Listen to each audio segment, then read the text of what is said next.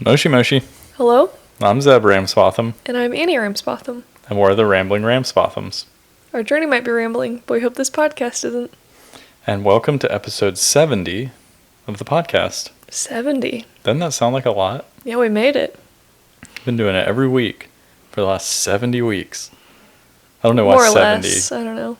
Yeah, so actually this week, we have been doing it every week, but sometimes we cheat. Like this episode. It's actually Friday night, and this is the same week we did episode 69. But Annie, even though she's here in Japan, and we're thankfully finally sitting in the same room, she's off to do something next week. Yeah, I'm about to leave again. Yeah, she's leaving me. So Yeah. we're recording early, so we'll have an episode for next week. Yeah, so I'm excited because I get to go on a little bike tour. I'm auditioning for a new job opportunity. Yeah, it's kind of like an intense interview. Kind Like of. a 10-day interview where we're on bikes together. Yeah, they're really trying to get to know you. So it's like a small bike tour guide company. And yeah, it feels weird to be going on a little bike tour without you. Yeah, I didn't plan this one. So I know. Well, I didn't good either. luck. Yeah. So yeah, I'm going to go to Gunma Prefecture, which is like the belly button of Japan. Which, if you've been a long-time listener to this podcast, we've actually been there A couple times. Yeah, 2 or 3 times now. That's where the Gunma Cycle Sports Center is, where Zeb's raced a couple times. Yeah, so I've done a couple races there. Annie's done some riding there. Just pedaling around.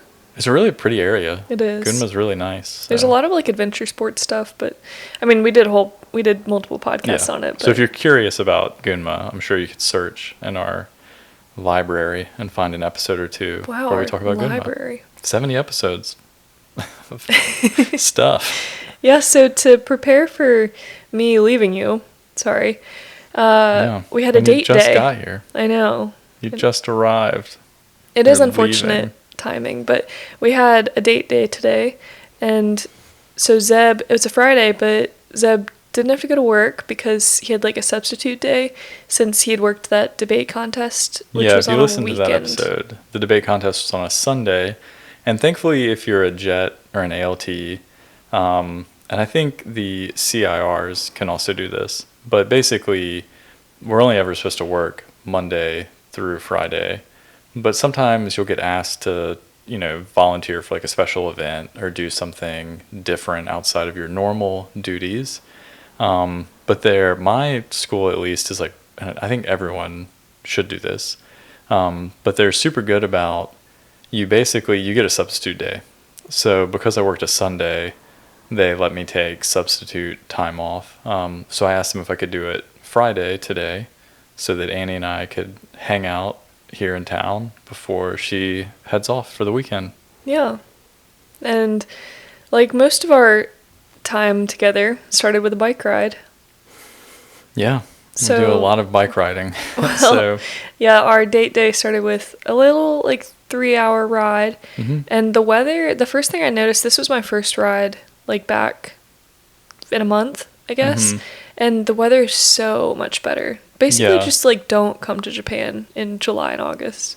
Yeah, it's one of those things that I don't know, that's a dramatic statement. It definitely is dramatic because you can cope and you can deal with it. But honestly, summertime in Japan truly is, it's just not super pleasant. It's just so hot and humid. Yeah, if it's the only time you have to come to Japan, you should still come. Yeah. And there is a lot to do. There are a lot of summer festivals. There are a lot of unique things to do in summer.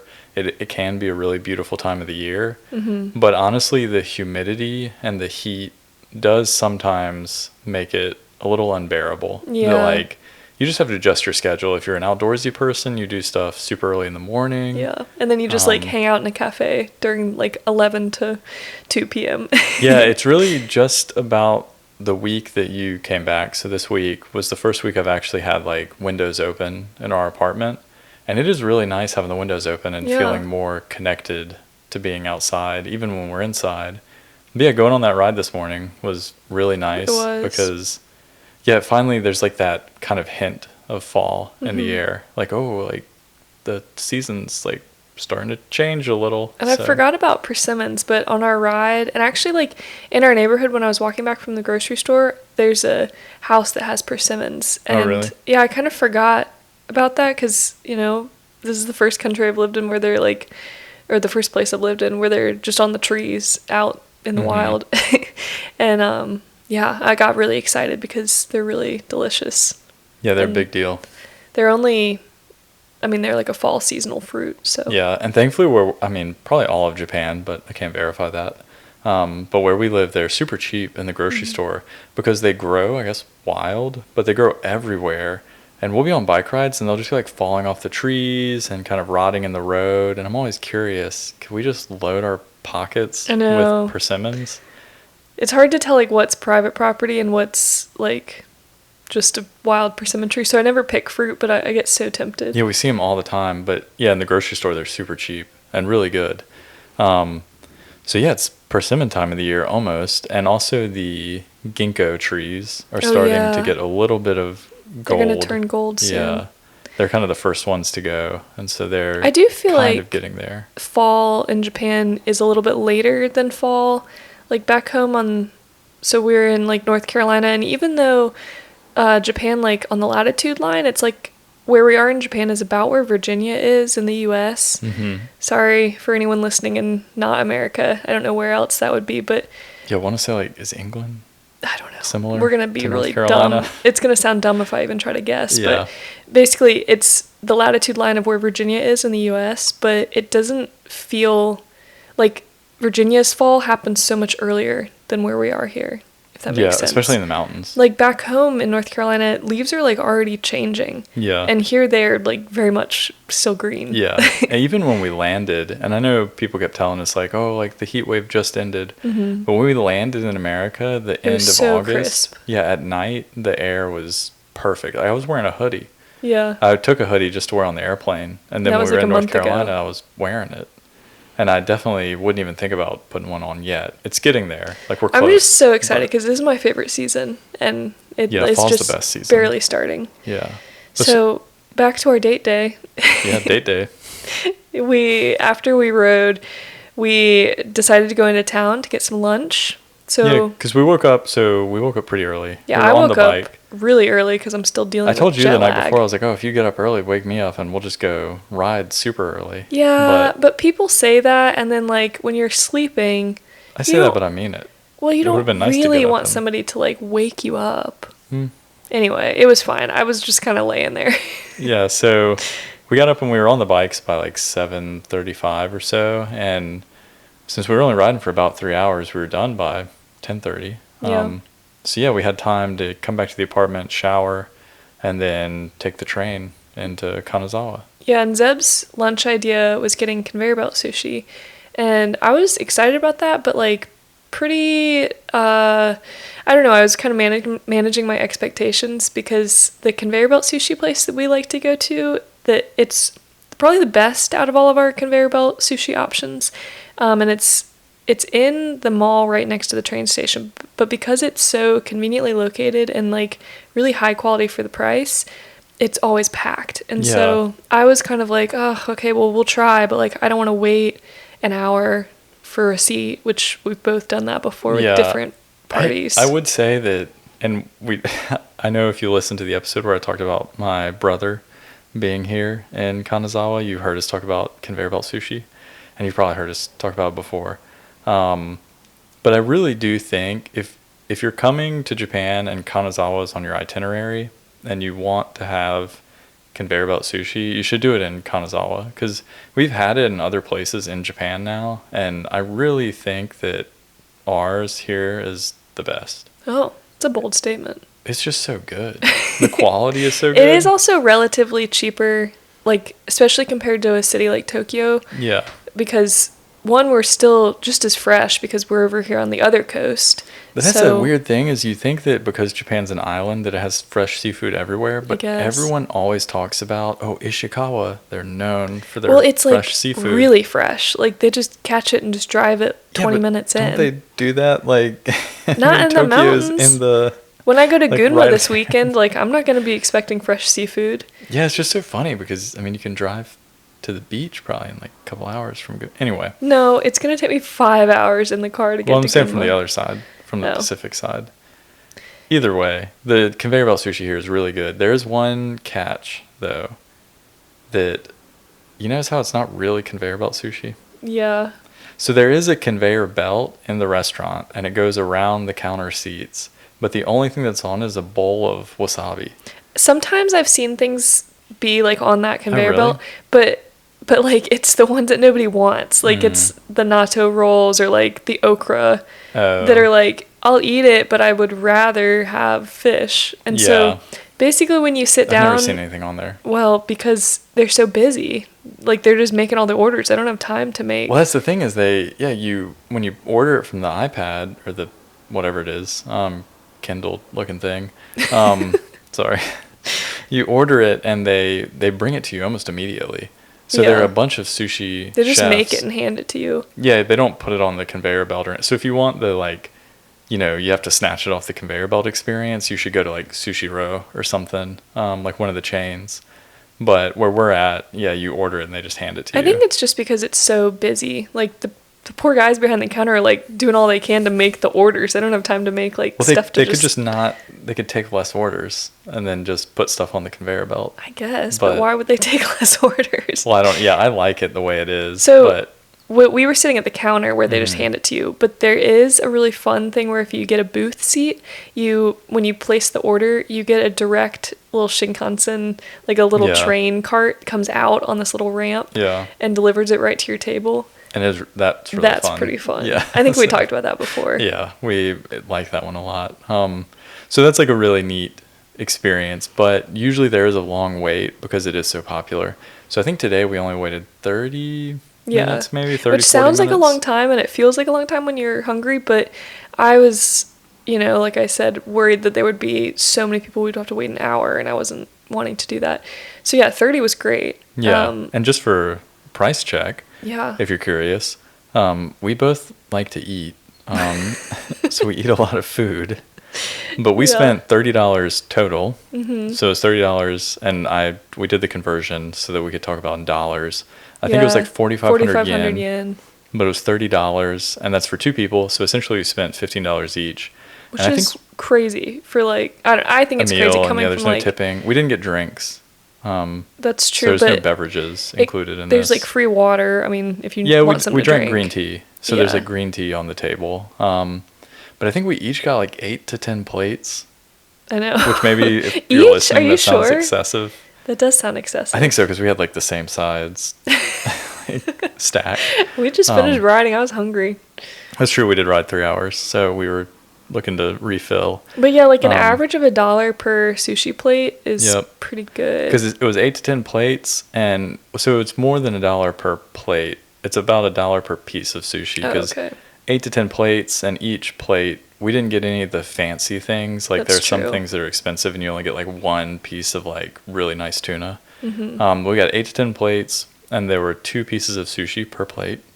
So I mean, if you think about, it's like 32 to 40 pieces of sushi. Yeah, we got some like mid-range sushi. Like we didn't get any of the really cheap like okra or natto. Well, I did. Well, I got the omelet. I really like the egg. So they have like the Japanese omelet. The egg's really cheap. And it's super good. It's $1 per plate. So that one's like 50 cents per piece. The most expensive thing I got, I think, was the shrimp. But the raw shrimp is really good. It's super very soft. Creamy. And it's really nice because we're talking about how cheap it is. And I mean, if you think about a sushi dinner in America and how much that would cost comparatively. Or, I mean, a sushi dinner in Japan, like you can go, we're not really comparing it to like a true sushi dinner. Like there are really high-end like sushi places where you can go and it's like a whole different experience. I think that's the thing though. If you go to like a really nice sushi restaurant in Japan, you're going for the experience. Because honestly, I think for me at least, the quality of the fish is so similar that it gets to a point where it's hard for me to taste the difference. I think that's an us problem. That's like talking to like wine sommeliers and being like, any red wine is fine with me because like my palate is not. Well, no, like because I do think I can taste the difference between American sushi Well, from the sushi places we were going to in North Carolina. Well, exactly. To Japan. That's like a huge jump. Sure. But then once you're in Japan, going from like a nice conveyor belt sushi restaurant to an actual sushi restaurant, for me, at least like with my palate, it gets hard to distinguish. Like, oh, so why is this salmon like $5 a piece when in the conveyor belt sushi it's $1? I don't know. I don't know if I agree with that. Like, we've been to a couple nice sushi places where I'm like, yeah, that was worth the much nicer cost. But yeah, it's just a different experience. The cool thing about the sushi conveyor belt experience is it allows you to try a ton of different things. So for example, I might have mentioned this, when my brother and his wife were here, they tried like a bunch of special things. Like they got to try like nodoguro, which is kind of a Kanazawa specialty. Black throat. They got to try eel. So they kind of splurged a little and got some of the more expensive pieces, and also like really expensive, like the nice tuna. They tried that, and even they have like like steak, noto beef. Oh, so beef, yeah. It looks, and I think Chris Broad made fun of this actually in one of his videos. It's called like. And for people who don't know, you're like Chris Broad, like we're friends or something. We're not. We've never met. It's just this YouTuber that we watch, and people who, if you're listening to this and you like Japan, you probably also watch him. But that's true. He does it abroad in Japan. He had a YouTube video, and he ordered a beef, and I remember specifically because he made fun of it, because it was like natto beef, and he was making fun of it because he was like, oh, it sounds like it's not beef, so what is it? Really? And we know now it's from the Noto Peninsula here in Ishikawa. Oh, I didn't and notice they're famous for Noto beef, and so even like in the conveyor belt sushi place, you can get Noto beef. Wow. So my brother's wife got to try that. Yeah. So it's fun because you can go and you can try like a huge variety, and it's a very low pressure social situation because you don't actually really have to interact with like. Yeah, you just tap the pictures on an iPad. Well, yeah, and sometimes like in the sushi restaurant, the chef is like there, like looking at you like eat expecting you, and like they're like telling you like how to eat it. They're like, well, you touch it with your hands and then you dip it, and you're like, okay, like thanks. Let me just try to put this massive piece of fish in my mouth. Yeah. Yeah. The only interaction we had today was the guy told me, he said, beard, cool. Yeah. Thanks. The sushi guy, what do you call that? The sushi chef? Master. Yeah. Anyway, he liked Zeb's beard. Yeah. So anyway, sorry, we keep talking about conveyor belt sushi. That was really a lot. Yeah, it's a good experience. You should go. So after that, we needed to walk off all that fish. Goodness. We had just eaten. We wanted some afternoon coffee, so we walked down towards like Karinbo, which is kind of the shopping area, I guess, in Kanazawa. Yeah. At least it used to be kind of like the hip mall area. It still is. Like, it's still where we didn't go in, but it's still where you can find like a lot of designer clothing. Like there's a Gucci store and some other people, I don't know their names, but you know, they have the names and you're like, oh. Yeah. So I guess we were closer to the Samurai District side, but there's a street right next to the Samurai District that has a ton of coffee shops on it. Like probably like 5 to 10 coffee shops just on one street. And some of them are just like literally right next to each other. Yeah, like I don't understand how they all stay open, you know? I know. And I don't know if this is, we need to go to like another reasonably sized city and look around. But I don't know if it's just like a Kanazawa thing, but there are so many tiny coffee shops. I'm sure it's not a Kanazawa thing. I don't think, like, I'm sure in Tokyo there are tons. I just wonder about another city of like how little shops stay open. Yeah, I don't know how they do it. Like this one, it was a coffee shop and it was kind of prime afternoon coffee hour, and it was us, and then there was some other dude in there. That was it. Well, that might have just been like a slow day, but it was really very good coffee. They had this huge roaster like in the coffee shop. Yeah, they're very well known for their big proponents of the third wave of. Yes, Seb was making fun of this because on all the Google reviews, everybody was like. The Google reviews are just a bunch of. It was a little pretentious. I don't know what third wave coffee means, but. I had to Google it, so I know now. Well, what does it mean? So apparently the first wave of coffee was like kind of like the Industrial Revolution-esque, like when people were first really 100 years ago getting into like people were first really getting into drinking coffee, and they noted that's when like Folgers became popular and like every household in America you started drinking coffee. Okay. The second wave was things like Peet's coffee. Apparently it's when like coffee started getting like named and it became regional. Like, oh, this is from a San Francisco coffee shop. Oh. And apparently the third wave is when you go regional for the coffee beans. Like the single source. Like these beans are only from the one farm in Ethiopia. Goodness. Yeah, I had to Google this because it's this classic, like I make fun of it a lot, like the Google reviews. It's a bunch of like white dudes that are like, this is like the only third wave coffee I've ever had in Japan, and that's why like it's the premium experience. We're probably guilty of that a lot. We're just in here like talking about like, wow, and isn't this like something that only we've experienced? Yeah, and we talked about conveyor belt sushi for 15 minutes. Yeah, sorry. We're a little pretentious. Anyway, it was nice coffee. It was cool that, I mean, it was just unique that the owner, he had lived in Copenhagen for a couple years, and then... Yeah, they have a little bio. He was in Copenhagen for 2 years, and then he managed a shop in Tokyo. And then somehow he ended up in Kanazawa. So I'd like to go back. One, it was really good coffee. I mean, he was a Japanese guy, so I don't know. Maybe he was, like, from Kanazawa originally. I'm curious. Oh, yeah. I would like to go back and ask him, you know... But it was funny because there was the guy that was leaving when we were kind of coming in, asked him, like, oh, do you miss Denmark? And the owner was like, yes, so much. Yeah, well, because the guy who asked him was Danish. Oh, yeah. So that was kind of cool. But international.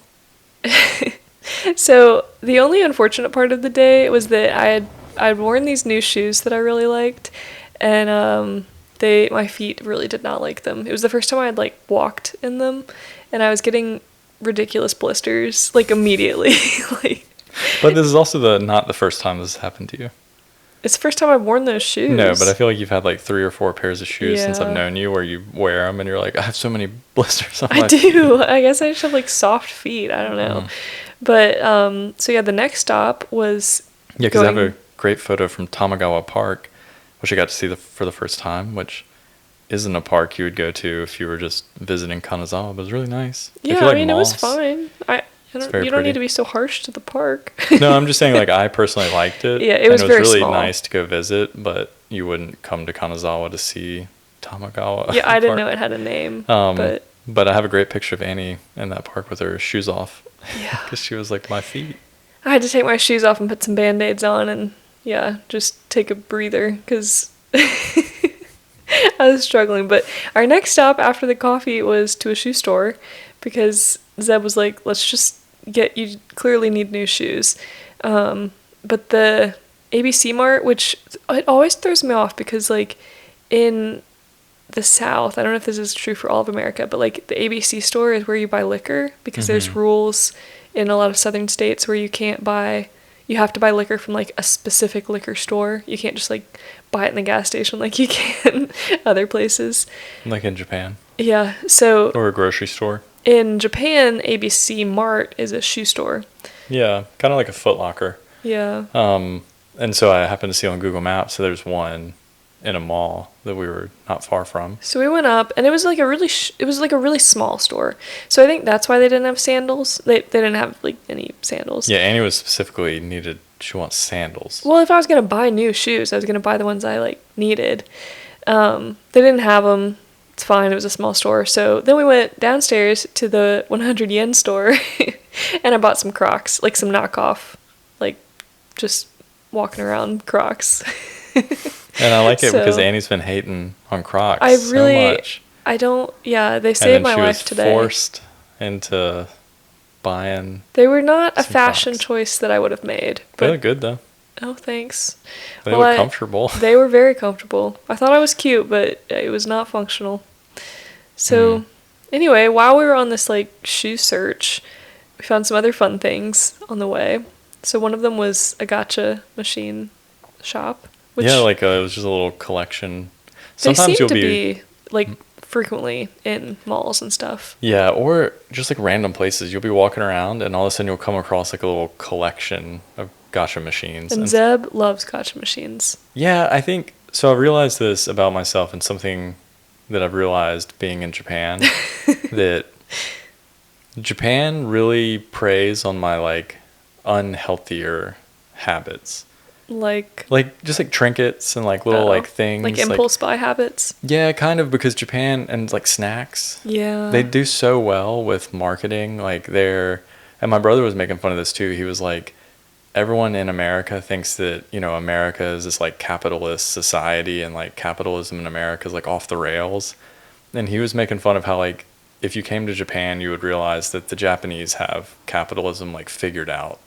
Like they make it's like a lot of little purchases. Yeah, they make useless stuff that all of a sudden you never knew it existed, and all of a sudden you see it and you realize like, oh, I really need that. It's true. But like then today, you think about I almost spent like 600 yen on this tiny figurine of like a mouse carrying some persimmons. It was a cat dressed as a mouse carrying persimmons. I needed it. I didn't buy it. I resisted, all of a sudden you're like, I never knew that existed, but now that would look great on my desk. Yeah, like a little trinket.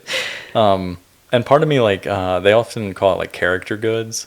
So related to TV shows, particularly anime and manga, they market it so well, and it's so you don't know that it's something you want, but then you'll see it and you'll keep thinking about it. Yeah, so like the gacha machines and the convenience stores. And the gacha machine's just fun. Yeah. Like it's a fun experience. There's like good sounds related to it, and it's like exciting because you don't know what you're gonna get. Yeah, like, it's like a little bit of like why people like gambling. Yeah, I guess so. And then against that too, it's like just snacks. Yeah, like the it's food. Yeah, like I didn't really eat a lot of snacks back home. Thankfully, I'm riding more here in Japan. Never ate chips. Not never, but like I just didn't really buy chips at the grocery store. Ice cream? I like never ate ice cream back home. Oh, I always ate. I eat ice cream like every day now. I love ice cream. No, but like chips I could resist when I was in the grocery store and I had a list. Like I didn't eat the like bulk bag of chips. Yeah. But it's so hard when it's like, oh yeah, I could just like pay $1 for like a little snack.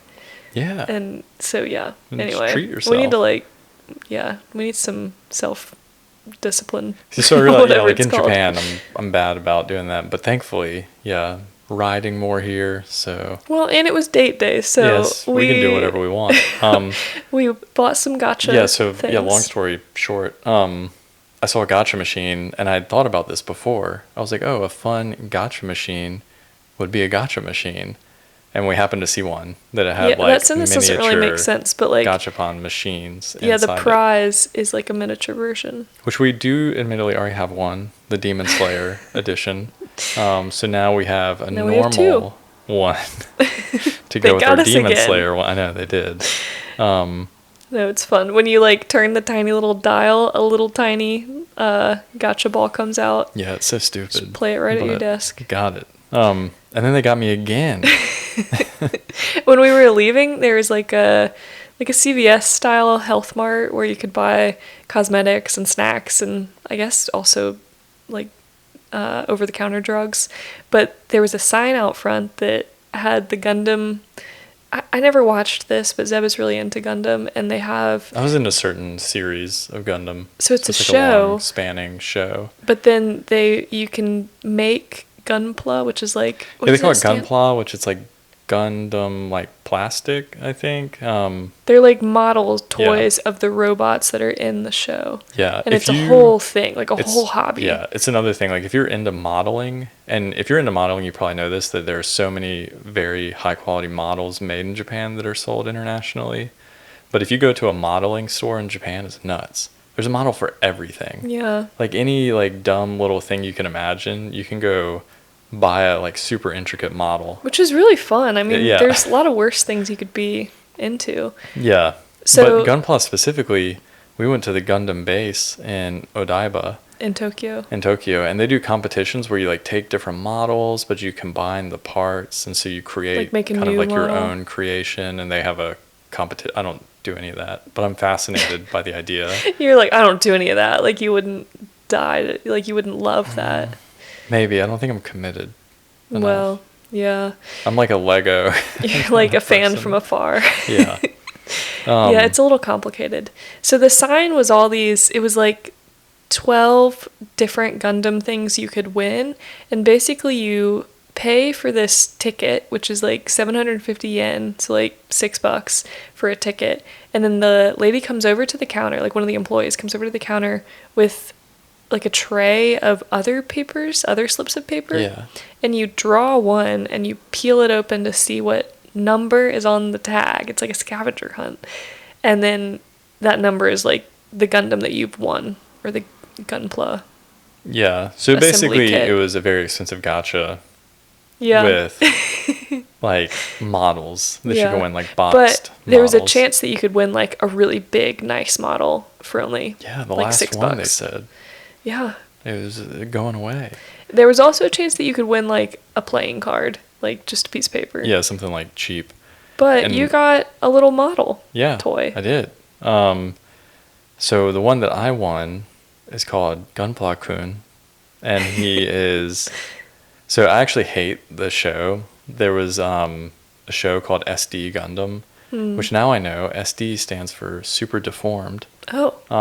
And they were basically chibi style Gundam, like Characters? yeah, characters in the show. I never watched it because I don't like That's the so chibi rude style. of them to call them super deformed. So I didn't know this, but that is what chibi is. So I'll explain this. So if you're listening to this and you don't know what chibi is, you're about to learn. If you You're are about to really learn. into Japan and you're hearing the word chibi, you probably have an image in your head of exactly what it is. So chibi is from Wikipedia. Chibi, also known as super deformation, or SD, is a style of caricature originating in Japan and common in anime and manga where characters are drawn in an exaggerated way, typically small and chubby, with stubby limbs, oversized heads, and minimal detail.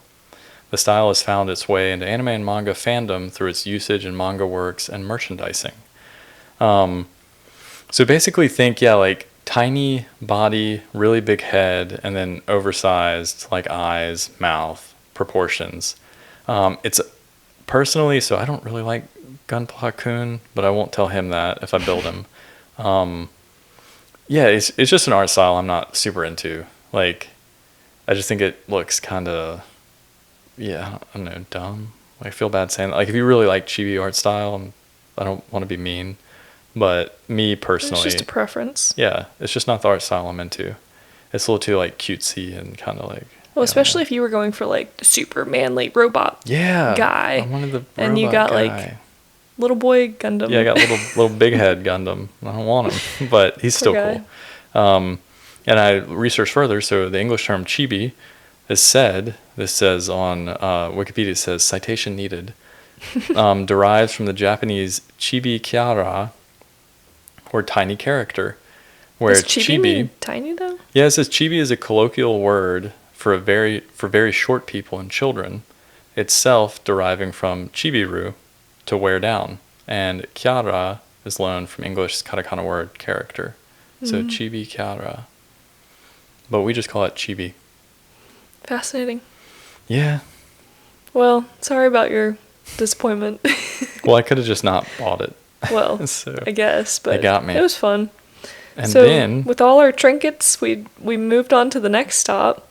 where they got us again. No, we were looking for something like fun, like a little dessert type thing. And I think we mentioned this before, but Starbucks in Japan has like a new seasonal flavor every week, it feels like. Like they really, I know in America we had seasonal flavors, like, I mean, more than just pumpkin spice lattes. Yeah, you know, there will be bad because that's the only one I know. Well, that's the one that kind of And then I think of like the Shamrock Shake at like McDonald's. Is that's a seasonal item? I Isn't guess. The bar is really low here. Yeah, that's like all I got. Pumpkin spice lattes and Shamrock Shakes. Oh, those are like very basic, but they're fun. Seasonal flavors are like exciting because you're like, ooh, it's, you know, the new season and you can only get it for a limited time. So Japan does that really well. And we're walking by Starbucks and they have this sign out front for a Frappuccino, and it's basically not coffee. Which like I think the this is the flavors. first Frappuccino I've ever had. So What?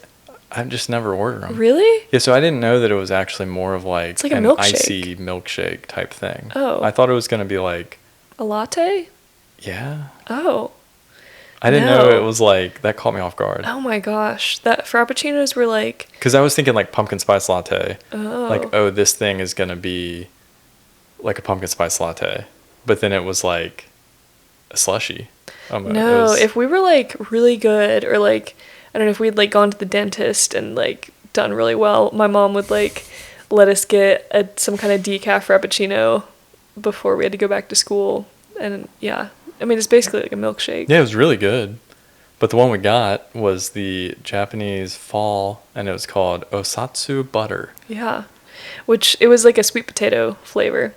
And I need to look up, is Osatsu sweet potato? No, it's not. What is it? I forgot. I thought I copy and pasted it into our notes. But Osatsu does not mean sweet potato. It's kind of like a play on what sweet potato is in Japanese. I thought it... Oh, so like in a different kanji, it means bill. Yeah, it means like bill or tag. But yeah, so sweet potato is something different. But they had this thing, and it was called Osatsu butter frappuccino. And it's a sweet potato butter drink with some honey drizzled on it. And although they do have pumpkin spice lattes and a seasonal apple custard tart, we wanted to try the sweet potato drink. Osatsu might just mean like sweet potato chip. Because yeah, when I looked it up, whatchamacallit, the pretzel things came up, Pocky, and some other treats came up. So Osatsu, yeah, I don't know. Well, it was fun. Yeah, did you like it? Yeah, I liked it better than I thought. I was afraid it was going to be like too sweet, because in the picture out front on the sign, it's got like a sweet potato like dripping in butter, and I was like, I don't know, that doesn't really sound like a tasty drink, but it was good. But that just adds to the things that I like about fall. Persimmons. Yes, I made a little list. Seasonal drinks. That's right. We got pumpkin spice lattes, sweet potato flavors everywhere. That's true. Like everywhere. Potato chips, Pocky, drinks, anything you can imagine. There's probably a sweet potato version. Chestnuts are in everything. I love chestnuts too. Persimmons all over the place. We got the temperatures cooling off. The humidity is going away. The leaves are starting to change. So if you had to pick one thing. One thing about fall? Yeah, what's your favorite part about fall in Japan? One thing. I mean, the weather, if I had to pick one thing. But that's not fun. No. The fun, like the food is the fun part. The leaves. Do the leaves count as like part of weather? Sure. Okay, then the weather. Okay. And what's your favorite? I guess weather would be up there for me, but I was thinking about, I didn't write it down because I wanted it to be a surprise. Oh. I really like in the countryside, and apparently this is a debated topic. It might not be great for the environment. Okay. Because the rice harvest has happened and they've gotten the husks off of the rice, they then dump the rice husks back in the field and they burn them. And they have like a really good, almost like sweet, incensey smell. Yeah, it and does. I don't know, there's really something good. really nice about going for like a bike ride and it's like the crisp air, which I know is weather. It's a really cozy smell. Yeah, but you just smell, because we don't really have a lot of like wood fires here. So you don't really get to smell, like back home we had a wood stove and we would smell our fireplace and it was like a really nice cozy smell. Yeah, it's like the way like kettle corn or like a campfire, when you smell it, you're like, ooh, that smells really nice. But it's rice husks and they burn them. And they say it's really not good for the environment because there's tons of carbon dioxide that's like they're pumping back like into more the atmosphere. Than regular things you burn? Yeah, they say, you should be like composting it or, not just setting it on fire. Yeah. But yeah, it smells nice. It does. It smells really nice. So it's always fun to like be on a bike ride and there'll be a farmer out in their field kind of letting their rice husks burn. And yeah. And it reminds me of the fall. Like when I smelled it, I was like, oh yeah, like fall's on the way. So, wow. And sometimes, even last year, I can remember being like pretty cold on a ride and you would ride by a pile of them burning. I was like, I just want to go sit by it for like a little bit. Oh yeah. I haven't done it yet, but it's in the back of my head. Really? I don't think I would. Some farmer would come outside and be like, what? Yeah, what are you doing? What's going on? Yeah, I like that. Yeah. So. When did we get married? Almost exactly 4 years ago. Yeah, in the fall. Yeah? It's the season for love. Oh. So I have an unfortunate note that I'll just go over quickly. Unrelated to our marriage. Unrelated to our marriage. So I teach the night classes at my night school, and there's a new teacher that sits next to me. And I sent Annie a photo because I came into class, and there was a note on my desk. And it's from the lady that sits next to me. Mm-hmm. And basically it was this elaborate note, and it mentions this other ALT, which I actually know. I know who he is. And she, had this note talking about how she's like, sorry she didn't introduce herself yet. And like, she's really hoping that, and she's like, actually, I'd really like to talk to you a lot. Mm-hmm. And blah, blah, blah, all this stuff. Yeah. Her eyes are dotted with hearts. Yeah. Well, when you sent this to me, I was like, well, just give the lady, like, the benefit of the doubt. Like, maybe she's just, like, a very, like, effervescent writer and, like, excited. Yeah, that's what I thought, too. She wants to talk to somebody in English to, like, practice. Yeah, which immediately I was, like, kind of down because I was like, she's going to ruin my night school vibes that I enjoy. It's just kind of a weird place, and I like going there. Your, like, introvert vibes. Yeah, and so I was like, now I'm going to have to talk to this lady. So I texted the guy that she mentioned. She was like, I know Daniel, and I taught him how to make healthy Japanese food, and we used to talk all the time. And so I texted Daniel, and I was like, hey, man. I was like, do you know? And I mentioned her name, and he messaged back, and he was like, yeah, like the teacher? And I was like, yeah, the teacher. And I was like, she left me a note. She said she wants to talk. And the first thing he said was like, oh, yeah, she can be pretty flirty. Mm-hmm. And I was like, oh. And I was like, okay. And then he said, oh, is her note, like, weird? And I was like, no, I mean, it's not like, that weird. I was like, it's a little over the top, but it's not too weird. It's just, like, very friendly. Super friendly. And so then she shows up, and she's, like, clearly, like, I can tell, like, out of the corner of my eye, she's, like, very excited. And she's, like giggly. Yeah, kind of like, ha, ha, ha. No. And so I, like, look over, and she's like, ha. Oh, no. She's like, we've made eye contact. And she's immediately, like, talking. She's like, did you... And then the first thing she says is, did you get my love letter? Oh, no. And I was like, like... I mean, it's odd to call it a love letter. I know, and I don't know if it's just like she a might just translation not know. issue. Yeah. So I told him, I was like, actually, yeah, it did get weird because she asked me if I got her love letter, and he was like, oh yeah, she can be like super flirty, and he was like, and also sometimes she's a little touchy. Oh. And I was like, oh, so I haven't I need to text him back actually when we're done recording. She didn't like touch you. No. Okay. Yeah, like. Yeah, so it was just, it's not what I need. Maybe she's just like really throwing the vibes off in my night school life. But I think as long as she just doesn't like touch you, I mean. Yeah, that'd be super strange. Yeah, then maybe she'll just be like very friendly. Yeah. And I think she says in the letter that she's only here until November though.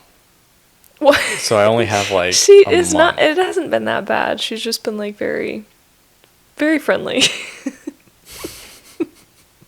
Yeah, it's just too friendly for me. Like You're like a cat.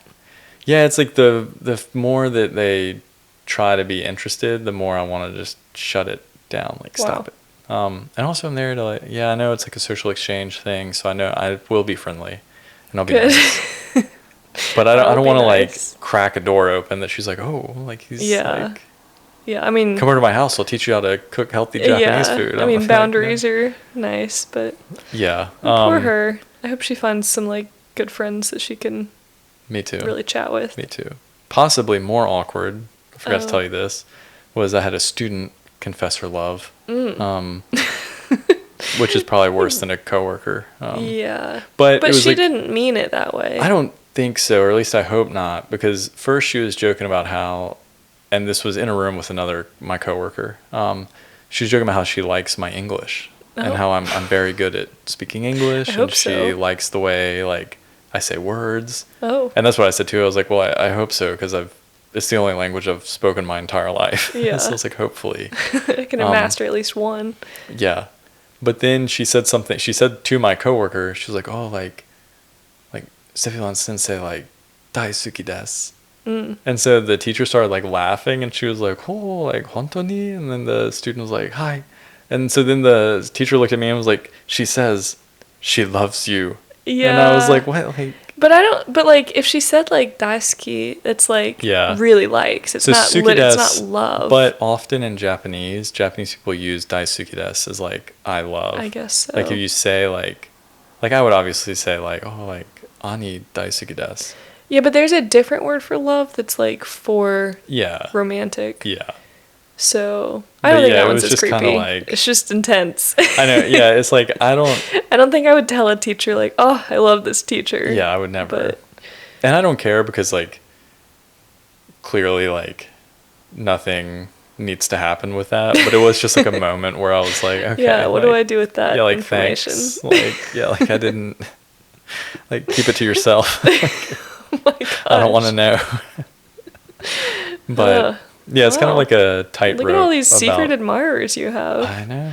The Goodness. people like this. Can't get enough. And that sushi man was just loved the beard. Yeah. Gosh, we need to change topics. I know. Yeah, I should. So I have a topic. Gotta get out of here. This is a fun niche bike activity that happened in Japan. So the Bike Messenger World Championships, I didn't know that was a thing, but they just happened last week in Yokohama. And we were talking about this today because we both were like, oh, I didn't know that was an event. But it started in 1992, and this is the second time, I think 2008, it was held in Tokyo. So second time it's been in Japan. Last year it was in New York City. 2019 it was in Jakarta, Indonesia. 2018 it was in Riga, Latvia. That's cool. And next year it's in Zurich, Switzerland.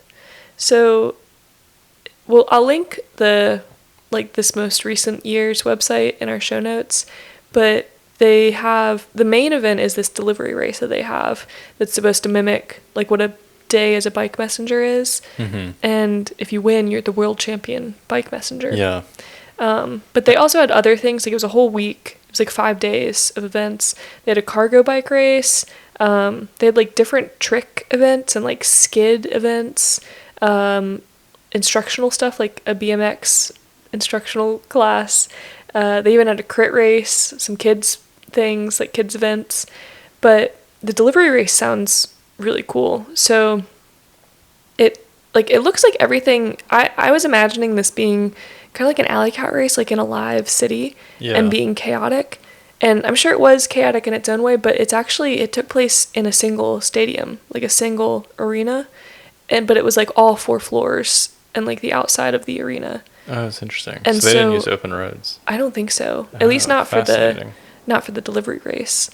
But you start with like a Le Mans start, where you like run to your bike, and then the course, they don't know like how many tasks are gonna be in the course, but apparently it's been up to 100 in previous events. Yeah, and they also don't get to know, many. of course, like where you go or the order. But it's kind of like a scavenger hunt. You go to the first one and you complete the first delivery, and then they give you another, and then you just keep going. You get what they call a manifest, so like an instruction sheet, and then you see how fast you can pick up and deliver stuff at the checkpoints. And it might be like a physical package that they have to move, but it also might be like a stamp that they just like stamp on the sheet. So it sounds really cool. They have direct pickup delivery straight from A to B, indirect pickup delivery, like you do other deliveries between A and B, getting the stamp, and then orders with multiple packages. And then unless it's specified, you can do everything on your manifest, on your like instruction sheet, in whatever order you want.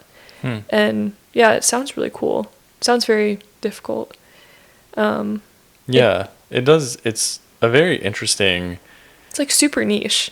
Yeah, it's like even within the cycling world, I feel like bike messengers are a niche within a niche. And you remember that movie? No. There was a really popular, I don't know if the movie's popular. Yeah, I didn't watch it. But I guess that doesn't mean It was like much. James Franco or somebody. Oh, really? Was a bike messenger in New York, I think. I think I actually did watch it while riding the trainer once. Oh, really? And it was pretty rough. Like it wasn't a good movie? I don't remember it being exceptional. Oh. And I don't remember who the actor was. I think it was James Franco.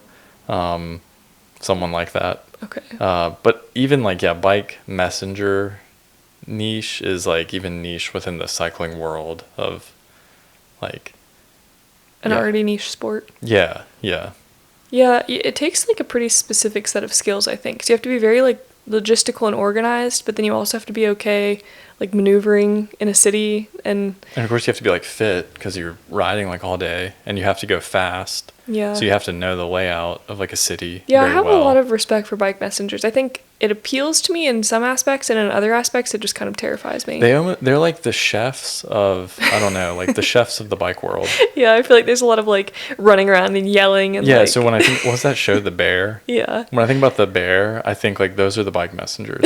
They're like yelling at people and like out of the frantic. way, hot plate. Yeah, like.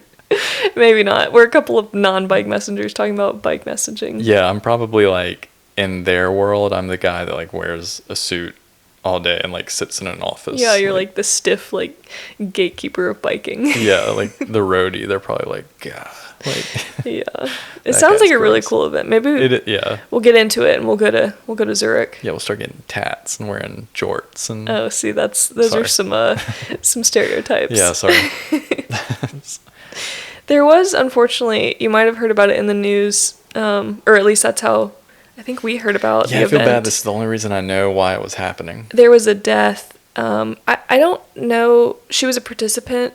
Her name's Patty, and unfortunately she died. I don't know if it was during the event. No, I think one of the things I read said it was on her way home, like from the venue. Well, she got hit by a car, and that's always terrible to hear about as a cyclist. I mean, it's terrible in general, but as a cyclist, you know, you immediately think like, oh, what if it had been somebody like one of my friends that rides a bike? Yeah. So it's sad that happens, and that it's happened a couple times recently in the news with other bike events and things, and yeah. Super unfortunate. Mm-hmm. So I hope Patty's family is okay. Yeah. But otherwise, it seems like a very cool niche bike event that I'm glad that I know about now. And next year you can go to Zurich and see it. Yeah. If you feel like it. Yeah. Well. Do you have a word of the week? Yeah, I do. Do you? Yeah, what's your word? Mine is momigara. Like something with leaves? Close, yeah, actually. It's a rice husk. Yeah. Is this like the name of the rice husk itself, or like? It's the name of the rice husk. So if you're burning it, I was trying to look it up. It's like, it's almost like they, like, you know, like kutaniyaki is like fired something. Yaki is like firing. It was called like momigara kutan. Is like the burning of. Yeah, I was trying to look it up. No, kutan is carbon, maybe. Oh, so it was like carbonized like the charcoal rice husk. Yeah, like charcoal rice husk. So I'm not 100% sure, but all I got is momigara is the rice husk. Yeah, it has a good smell when you burn it. Does. So my word is kaiten sushi. I guess that's a hyphenated word. You can probably guess what it is. It's conveyor belt sushi. It's literally rotation sushi. Kaiten is like rotating or rotation. Yeah, like revolving. Yeah. And then sushi, I guess sushi just gets the little like the change in like the dakuden or whatever. Yeah. When you Rendaku or something. Or yeah, what is it called? I think I just made up the word dakuden. Dakuden. It's the word for like when you change something like su to zu, or you know, that happens to go. Yeah, it happens when you connect two words, I guess. It doesn't always change, but sometimes to make it sound better, or like change the sound of the first. Yeah, or like easier to say. Yeah. But yeah, kaiten sushi. I thought we had said that before. Maybe I've said it and just it hasn't been my word of the week. But Annie's gonna be the first one that repeats word of the week. No, so if you've been on our been on our website, you can see all of our previous words of the week. And at this point, we're up to 140. Wow. You just heard our 140th. Oh, because it's 7. I was like, did you count them? No. 70 episodes. We've each done it. That's every not episode. Actually true, because not every episode we haven't had words of the week. Yeah, maybe in the very beginning we didn't do a word of the week. No, we did at the beginning, but like, for example, the one where my family came to visit, and it was kind of a. Yeah, did we not do? No, like recording like as we walked. You know, sometimes we get bonus words, so like chibi. Wow. So, well, anyway, give the people something nice. If you're just listening recently and you want to go back and see previous words of the week, you can go to ramblingramsbothams.com, and there's actually 2 pages. One is like all the words from the first year, and then it got to be too many, so we started a second year page. Incredible. And if for some reason you have an issue with some of our words, you can email us. Let us know. We might have some of them wrong. ramblingramsbothams@gmail.com. Or you can do the poll on our Spotify page. The poll. Yeah, the Q&A. Oh, sometimes that pops up as like an automatic option. No, it does every time now. And thankfully to people like Two Utterly Gorgeous Cats. Oh, yeah. For letting us know that she likes that we're finally back together. Yeah, thank you. In the same room. I want all of my emails to now be from Two Utterly Gorgeous Cats. Me too. Just, yeah. Maybe it's not two. I actually need to double check. Maybe it's just Utterly Gorgeous Cats. But in my head, it's specifically two. Two Utterly Gorgeous Cats typed out an email to us. Yeah. And wanted us to know. Yeah. No, that made my day. Yeah, thanks, cats. Yeah. Well, I think that brings us to the end of this episode. So we made it this far. Thanks for listening. And we will talk to you guys next time. Yeah, thanks. Bye. Bye.